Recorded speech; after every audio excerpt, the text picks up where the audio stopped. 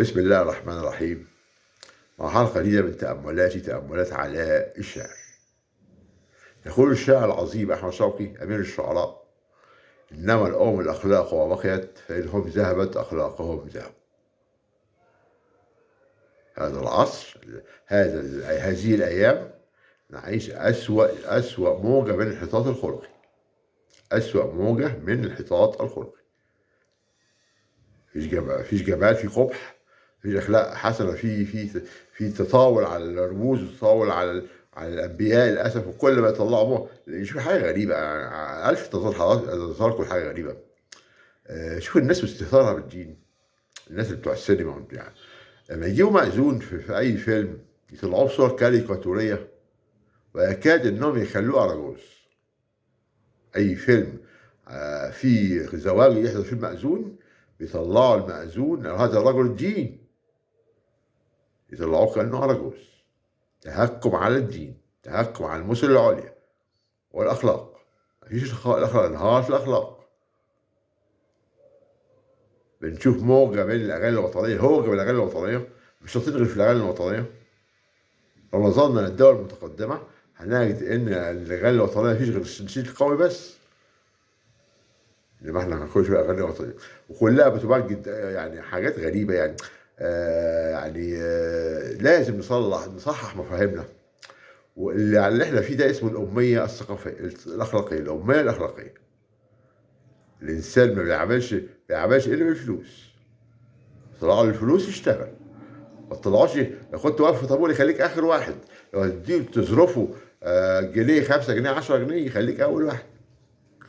أنا بقول على هذا الموضوع بقول إيه؟ طول ما معاك أنت محترم، لو معكش يدوك بالسرعة.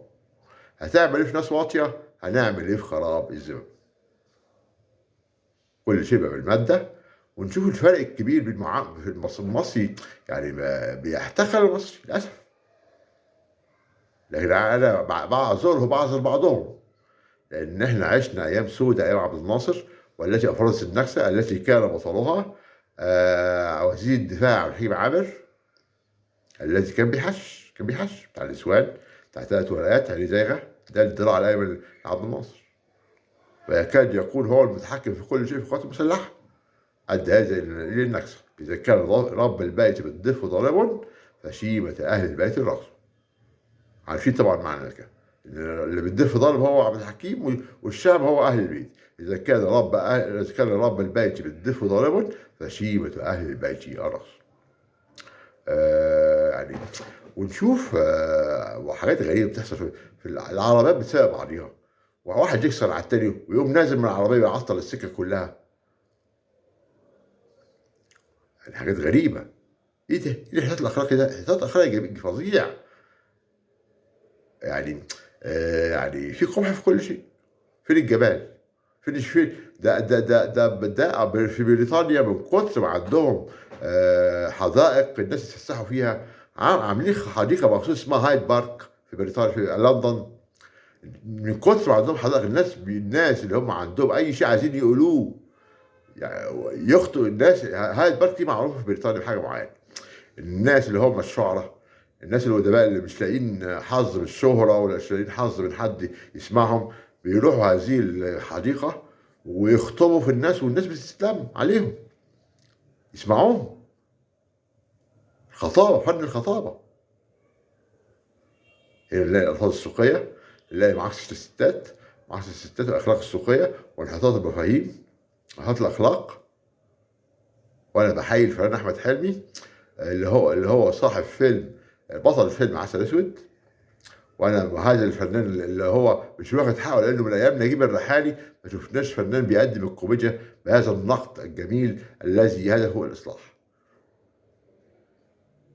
فيلم عسل اسود بيتكلم عن بطل الفيلم راجع من امريكا ومعاه جواز سفر مصري ومعاه جواز سفر امريكي. كل ما يعرفوا انه مصري وده عمل له جواز سفر امريكي، فبقاش معاه غير الاثبات الشخصيه اللي هو انه مصري. المواقف اللي اتعرض ليها وحاجات غريبه. او لما عرفوا ان امريكي احترموه. ليه كده؟ الشعب ده بيحتقر نفسه ليه؟ ليه بنحتقر نفسينا؟ ده إحنا أحفاد الفراعنة. وزي ما بيقول المسلسل اللي بنى مصر في الأصل حلواني. أيام عمرو بن العاص دخّل في الروح الدينية وإحنا أحفاد الفراعنة. يعني وصلنا منزلق فظيع، انزلاق فظيع في الأخلاق، وانزلاق فظيع في القيم إلى الأسوأ للأسف. يعني وأنا عايز أرجع هذا الانحطاط الخلقي لحاجة معينة. هو خليط من الكبت الانحطاط الخلقي بسبب الكبت والجهل. الجهل. لمّا تدّي واحد فلوس وهو جاهل، ممكن يسرق، ممكن يلعب قمار، ممكن يتاجر في الحرام. الجهل مع المال أسوأ شيء، في أمثلة كتيرة. الناس كان معاهم فلوس وجاهلين، جُهلة، زي الأفلاس سياسة الانفتاح. إحنا عايزين انفتاح إنتاجي مش انفتاح استهلاكي، عايزين نصدّر. وللأسف الدول الصناعية بتاخد القطن طويل التيلة مننا بقى طويل التيلة هو أجود القطن في العالم، ياخدوا مننا طويل التيلة بأقل أسعار، يرجعوها لنا في هيئة ملابس وجلاليب وكل حاجة بأثمن الأسعار، بأغلى الأسعار. ليه إحنا يعني ما فيش ابتكار، ما فيش روح الابتكار، ما فيش روح يعني في انحطاط. كله بيقلدوا المثل العُليا للأسف، والمثل العُليا كلها منهارة. إذا كان رب البيت بالضيف ضارب فشيمة أهل البيت يرى. يعني وبالنسبة للموضوع هنيجي لموضوع حاجة معينة. الأفلام الجديدة وخصوصًا المُنتج اللي اسمه السُبكي. أنا من غير ما أذكر أسماء، لكن عايز أقول إن هذا المُنتج لعب في عقول الشباب بطريقة قذرة جدًا. كل فيلم يكون هو أنتجه في كمية تلميحات جنسية، إيحاءات جنسية، ولازم أي فيلم أنتجه هذا الرجل لازم في فقرة منه تتصور في الكباريه، مع الأغاني الهابطة الجديدة دي، ومع رقص الساقطات العاريات. يعني معنى كده إن الشباب تايه، ما فيش مثل عليا. للأسف آخر الرجال المحترمين في السن هو كان الفنان أحمد زكي. أنا باعتقد إن هو آخر الرجال المحترمين رحمة الله عليه. بعد كده كله انهار، ما فيش فن غير الفن الهابط. يعني وشوف حاجة معينة بالنسبة للفن. لمّا نيجي نشوف صوت المأذون رجل الدين حامل كتاب الله، لمّا ييجي يعقد قرار في الفيلم على عريس وعروسة، إيه اللي بيحصل؟ يطلعوا المأذون ده يبقى أراجوز، يتريقوا عليه ويجيبوه بيتلفظ بألفاظ سوقية. إيه ده؟ يعني ربنا بيعاقبنا بالضائقة الاقتصادية، بيعاقبنا ربنا، لأن ربنا وعد الناس اللي هم الظالمين إن هو يخسف فيهم الأرض. ما معناه إن أي ما ما قد وما كان معناه إن ما كانت من قرية ظالمة إلا أهلكناها. الناس زي آل لوط، ربنا غضب عليهم، وآل فرعون. طب إحنا امتداد بقى لآل فرعون اللي هو الكويس والّا موسى مين كويس، موسى والّا فرعون؟ في مثل يقول لك اللي يحسبه موسى يطلع فرعون، وإحنا أحفاد الفراعنة، الفراعنة دول كان الناس مغضوبين عليهم. هل إحنا نطبق هذا التقييم الرباني إن إحنا أحفاد الفرعون اللي فاسد عشان كده طلعنا فاسدين؟ هذه قضية جديرة بالمناقشة والدراسة. ظاهرة غريبة يعني أنا باقول طول ما معاك أنت محترم، لو معاكش يدوك بالصُلَم. هتعمل إيه في ناس واطية، هتعمل إيه في خراب الزمن. وللأسف المصري بيحتقر المصري. هذا الشيء رأيته في كل شيء. ويفسر هذا الفيلم اللي اسمه عسل أسود الذي قام به أحمد حلمي، قام ببطولته. شوفوا الفيلم ده وهو بيجد الحقيقة. مثلًا لمّا راح القسم وجه يخلّص الورق، فمسؤول عن الأوراق اللي هو المسؤول الموظف المختص في القسم، قال له: "تحب تمشي عادي والّا تدّيني الشاي فيه 10 معالق سُكّر؟ تمشي قانوني والّا اطلب منك شاي فيه معالق سكر، 10 معالق سكر، 10 معالق سكر يعني كل معلقه 10 جنيه. دي معناها الرشوه علني. يعني مشي قانوني، قعد شهر عقبال ما خلص بالبطاقه. لما اول ما ابرز في مثال بيقول لك ابرز تنجز، ده حاجه مش رشوه، كانت عاديه. فالاسم الراجل قال له تمشي قانوني ولا اخد منك 10 شاي في 10 معالق سكر. طبعا الراجل ما فهمش، احمد حلمي في الفيلم ما فهمش، لكن زميله كان معاه فسر له فقال له امشي قانوني. قعد شهر على لحد ما قدر يخلص. ده شيء، ده مثل من انهيار الخلق. يعني ونشوف بقى برضه في بداية السبعينات،